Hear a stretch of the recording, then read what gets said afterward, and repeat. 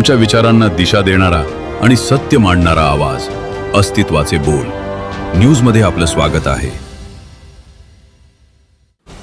गोंदिया जिल्ह्यात सध्या उष्णतेचा पारा मोठ्या प्रमाणात वाढला असून तापमान तब्बल 41°C पर्यंत पोहोचले आहे. त्यामुळे नागरिकांनी विशेष काळजी घेण्याचं आवाहन जिल्हाधिकारी यांनी केले आहे. आज जिल्हाधिकारी कार्यालयात उष्मा लाट पूर्वतयारीचा आढावा घेण्यात आला.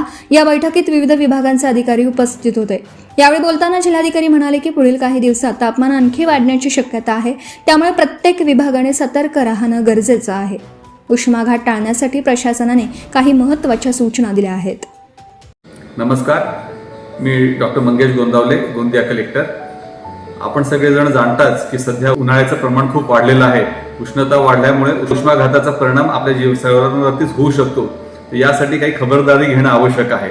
तर त्यासाठी दुपारी उन्हाच्या वेळेत म्हणजे 12 ते 3 या वेळेत सहसा घराबाहेर न पडणे, या काळात शारीरिक कष्टाची कामे न करणे किंवा आपण बाहेर जर पडत असाल तर बाहेर पडताना डोक्यावर टोपी घालणे, एखादी पाण्याची बाटली बरोबर ठेवणे, यासारख्या गोष्टी आपण करणं गरजेचं आहे. आणि जर कधी कुठलेही सिम्पटम्स आपल्याला जाणवले तर आपण तात्काळ डॉक्टरकडे जाणं हे अत्यंत गरजेचं आहे. उष्माघाताचा दुष्परिणाम खूप वाईट होऊ शकतो, तर त्याच्यापासून प्रिकॉशन बाळगणे आणि त्याची काळजी घेणे हे अत्यंत गरजेचं आहे. जसं माणसांना पाण्याची गरज आहे तसं पशुपक्ष्यांना देखील पाण्याची गरज आहे.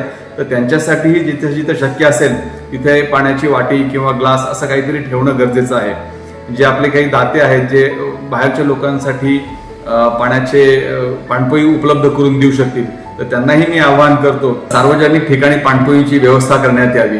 तसेच काही डोंट किंवा ज्या न करण्यासारख्या गोष्टी आहेत, म्हणजे प्रोटीनयुक्त आहाराचा जास्त समावेश करणे किंवा चहा कॉफी सारखं पदार्थाचं किंवा कोल्ड्रिंकचं सेवन करणं, यासारख्या गोष्टी आपण टाळल्या पाहिजेत, जेणेकरून आपण उष्माघातापासून सेफ राहू शकू. धन्यवाद.